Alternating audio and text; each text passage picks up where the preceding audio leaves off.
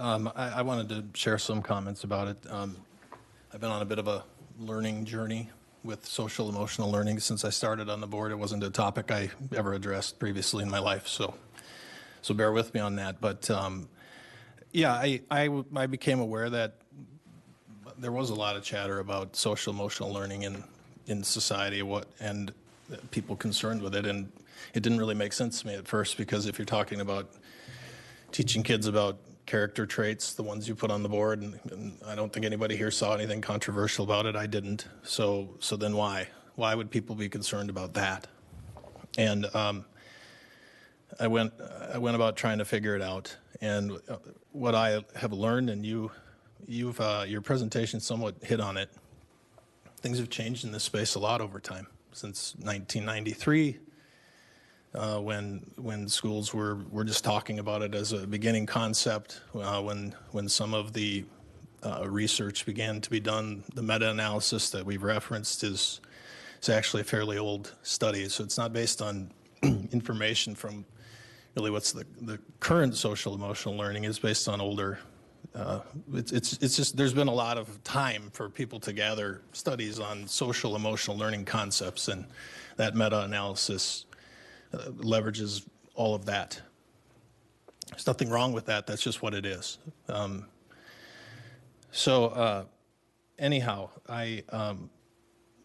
what I realized was, yes, it keeps evolving. As late as 2018, I think, Secretary of Education, then Betsy DeVos, was an advocate of social emotional learning.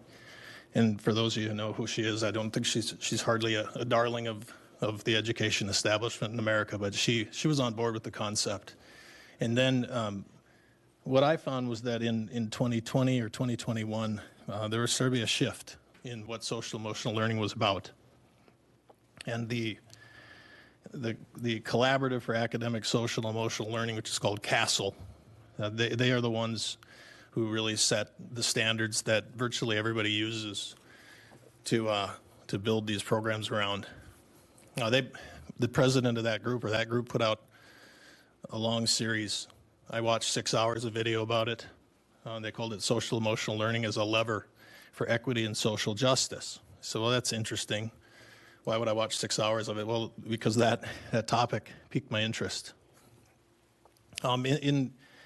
In there, her name's Karen Nemi. She was the president of CASEL, and she said right at the beginning, those who use social emotional learning as a behavioral tool are missing the point altogether. And I said, well, what is the point? A man named Max Eden testified about social emotional learning in front of Congress, and I'm just going to read just a little bit about what he said. He said, indeed, CASEL's public documents and leadership statements suggest an open embrace of leveraging social and emotional learning toward political and ideological ends.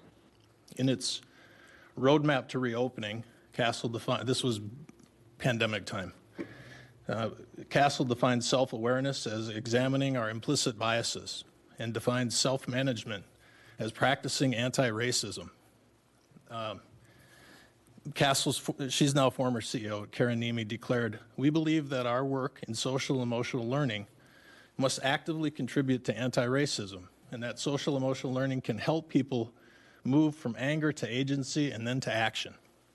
Ibram Kendi, the author of How to Be an Anti-Racist, has declared that critical race theory was foundational to his work that openly calls for racial discrimination to redress past injustices.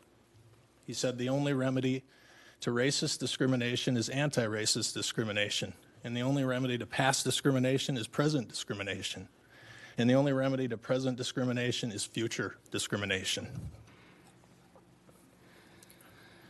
So for me, the question is not whether CASEL standard social emotional learning has crossed into politically biased practice. It clearly has. So. And I don't think in 1993, when our school board adopted these concepts or started to talk about it, they thought about that. I don't think they did in 2004 or 2014 when we most recently upgraded our bullying. I do think that the Minnesota Department of Education thought about it when they adopted their standards. But the question is really whether Anoka Hennepin can limit its use of social emotional learning to that of a behavioral tool, especially when to do so misses the point altogether. And I don't believe we can. Thank you. Okay, any other comments or questions for our presenters?